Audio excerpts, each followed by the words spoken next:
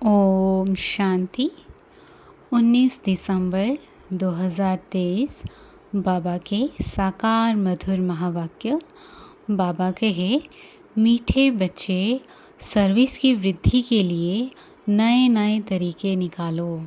गांव-गांव में जाकर सर्विस करो। सर्विस करने के लिए ज्ञान की पराकाष्ठा चाहिए।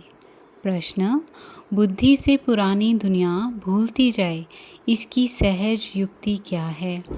उत्तर, घर को घड़ी घड़ी याद करो। बुद्धि में रहे, अब मृत्यु लोक से हिसाब किताब चुकत होकर अमर लोक जाना है। देह से भी बेगर, यह देह भी अपनी नहीं, ऐसा अभ्यास हो तो पुरानी दुनिया भूल जाएगी। इस पुरानी दुनिया में रहते अपनी परिपक्व अवस्था बनानी है। एक रस अवस्था के लिए मेहनत करनी है। आज का गीत है, माता ओ माता, तू है सबकी भाग्य विधाता। ओम शांति। बाबा कहे, जगदम्बा की महिमा भारत में बहुत है। जगदम्बा को भारतवासियों के सिवाय कोई भी जानते नहीं। नाम सुना है जिसको ईव अर्थात बीबी भी कहते हैं। अब तुम बच्चों की बुद्धि में है कि बीबी और मालिक के सिवाय रचना तो रची नहीं जा सकती। ज़रूर जगदम्बा को प्रकट होना पड़े। ज़रूर थी तब तो गायन करते हैं। भारत की महिमा बहुत है। स्वर्ग भी कहते हैं और यह भी जानते हैं कि भारत ही प्राचीन था, इसलिए ज़रूर हेवन होना चाहिए। यह तुम ईश्वरीय संतान बिगर कोई समझ ना सके। जिन्होंने कल्प पहले समझा है वही आते रहेंगे। प्रदर्शनी चलती है, समझते हैं कल्प पहले भी की होगी। सबको समझाने के लिए अक्षर बहुत अच्छे हैं। पवित्र आत्मा, पवित्रता से तुम लाइट का ताज पाते हो। दूसरा पुण्य आत्मा उसको कहा जाता है जो दान पुण्य करते हैं। उसको अंग्रेज़ी में फिलैंथ्रोपिस्ट भी कहा जाता है। पवित्र को वाइसलेस कहेंगे। अलग अलग अक्षर हैं। भारत में दान पुण्य होता तो बहुत है, परंतु अक्सर करके दान करते हैं गुरुओं को। अब उन्हें पवित्र आत्मा तो भल कहें, परंतु पुण्य आत्मा नहीं कह सकते। वह दान पुण्य नहीं करते हैं, वह तो दान पुण्य लेते हैं।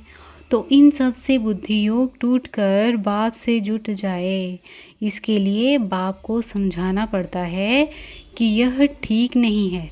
इन सब का उद्धार करने मैं आता हूँ। तुम ज्ञान सागर से निकली हुई ज्ञान गंगाएं हो। वास्तव में गंगा अक्षर राइट नहीं है, परंतु गायन चला आता है, इसलिए भेंट की जाती है। बाप आकर पुरानी दुनिया की पुरानी सब चीज़ों को नया बनाते हैं। स्वर्ग नई चीज़ है। नई चीज़ का समाचार बाप ही जानते हैं, दुनिया नहीं जानती। भगवान उवाच है, परंतु गीता में श्री कृष्ण का नाम डालने से सबका बुद्धि योग टूट गया है, इसलिए सर्वव्यापी कह दिया है। श्री कृष्ण के साथ बहुतों का बुद्धि योग है। जहाँ भी गीता का मान है तो जैसे श्री कृष्ण का मान है। वास्तव में बाप की महिमा की टोपी बच्चे के ऊपर आ गई है। यह भी ड्रामा में नूंद है। यह बाप आकर समझाते हैं। बाबा बार बार समझाते हैं। जब कोई आते हैं तो हर एक का ऑक्यूपेशन पूछो, इससे तुम्हारा क्या संबंध है। बाबा ने प्रश्नावली अच्छी बनाई है।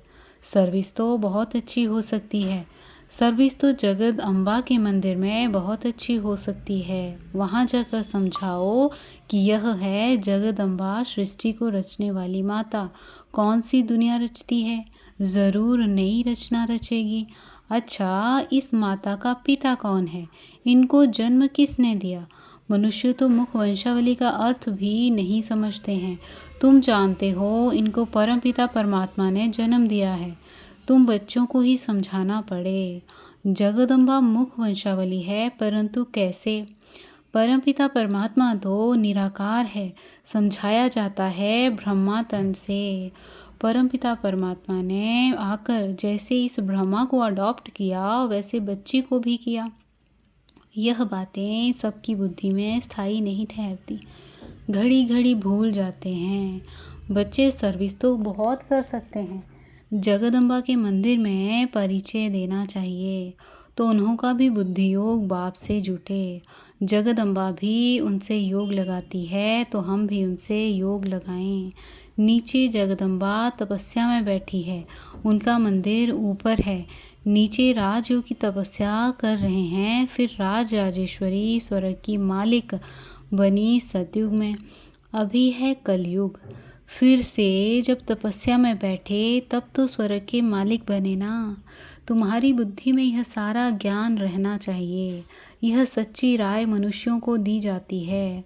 तुम हर एक का परिचय देते हो, परंतु सबकी बुद्धि में कोई जल्दी थोड़े ही बैठ सकता है।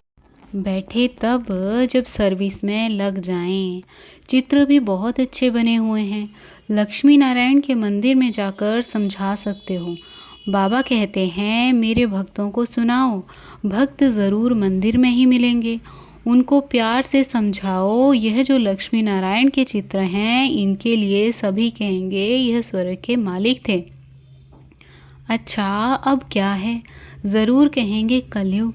कलयुग में दुख ही दुख है, फिर इनको बादशाही कैसे मिली? तुम जानते हो तो सबको सुना सकते हो, एक को समझाएंगे तो सत्संग इकट्ठा हो जाएगा। फिर सब कहेंगे हमारे पास आओ। मंदिर में बड़ा मेला लगता है, राम के भी मंदिर में जाकर उनका ऑक्यूपेशन बता सकते हो। आहिस्ते आहिस्ते युक्ति से समझाना चाहिए। कई बच्चे लिखते भी हैं, बाबा हमने ऐसे ऐसे समझाया। एक को समझाने से फिर दूसरे निमंत्रण देते हैं। हमारे घर में भी 7 रोज भाषण चले तो अच्छा है, फिर वहाँ से और कोई निकलेगा। कोई भी निमंत्रण दे उनको ऐसा समझाना चाहिए जो छोड़े नहीं।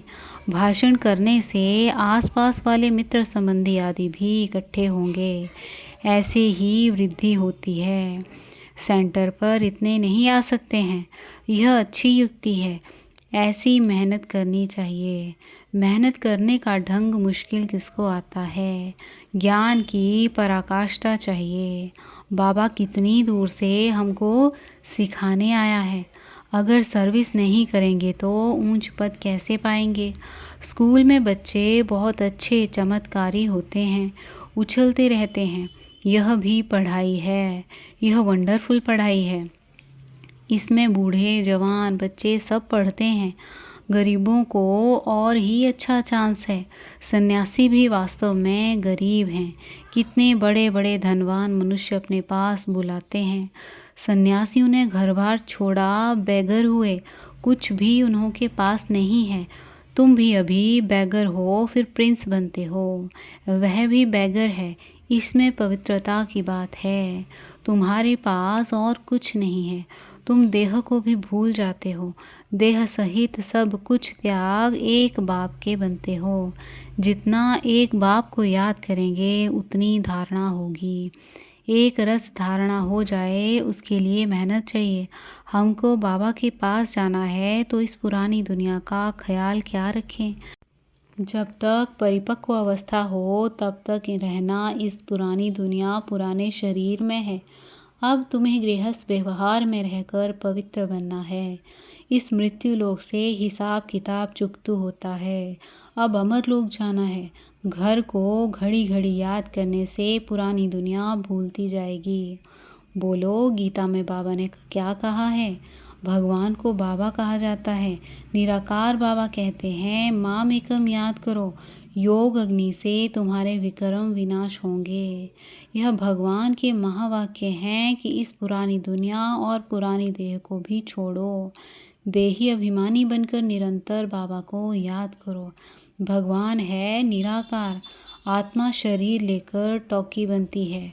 बाबा तो गर्भ से जन्म नहीं लेते, उनका नाम एक ही शिव है। ब्रह्मा विष्णु शंकर को अपना सूक्ष्म शरीर है। यह है ही निराकार परम पिता परमात्मा। फिर उनका नाम है शिव, वही ज्ञान का सागर है। ब्रह्मा विष्णु शंकर को रचता नहीं कहेंगे। रचयिता एक ही निराकार को कहा जाता है। वह फिर साकारी रचना कैसे रचे? तो ब्रह्मा द्वारा आकर समझाते हैं। श्री कृष्ण तो हो ना सके, ब्रह्मा के हाथ में ही वेद शास्त्र दिखाते हैं। गाया भी हुआ है, ब्रह्मा द्वारा स्थापना, ब्रह्मा द्वारा सभी शास्त्रों का सार सुनाते हैं। निराकार सुनाते हैं साकार द्वारा। यह बातें अच्छी रीति धारण करनी पड़े। भगवान उवाच, मैं राजयोग सिखलाता हूँ, विनाश के पहले स्थापना भी ज़रूर चाहिए। पहले पहले है स्थापना, बड़ा ही क्लियर लिखते रहते हैं। ब्रह्मा द्वारा सूर्यवंशी घराने की स्थापना लिखत में बड़ा अच्छा राज है, परंतु जबकि कोई मेहनत कर और सर्विस में लग जाए, सर्विस में लग जाने से फिर मज़ा आएगा। मम्मा पापा को भी सर्विस में मज़ा आता है, बच्चों को भी सर्विस करनी है। मम्मा को तो मंदिर में नहीं ले जाएंगे, मम्मा की तो बड़ी महिमा है, बच्चों को तो जाना ही पड़े। बाबा कहते हैं, वानप्रस्थियों के पास जाकर उन्होंने प्रश्न पूछो, फिर समझाओ कि कभी गीता अध्ययन की है? गीता का भगवान कौन है? भगवान तो एक ही निराकार होता है। साकार को भगवान नहीं कहेंगे, भगवान एक है। इसमें सर्विस का बहुत विचार सागर मंथन चलना चाहिए। प्रैक्टिस करनी है तो बाहर जाकर ट्रायल करनी चाहिए। जगदम्बा का दर्शन करने से रोज़ आते हैं। त्रिवेणी पर भी मनुष्य बहुत जाते हैं, वहाँ भी जाकर सर्विस करे, भाषण करे तो ढेर आकर इकट्ठे होंगे।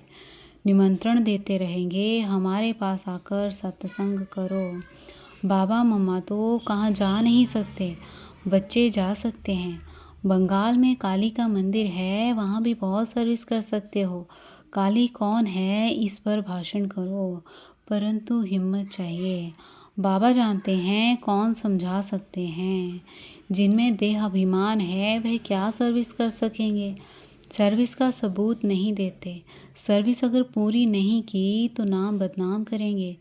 योगी में बल बड़ा अच्छा रहता है, समझाने के लिए पॉइंट्स बहुत देते रहते हैं, परंतु अच्छे अच्छे महारथी भी भूल जाते हैं।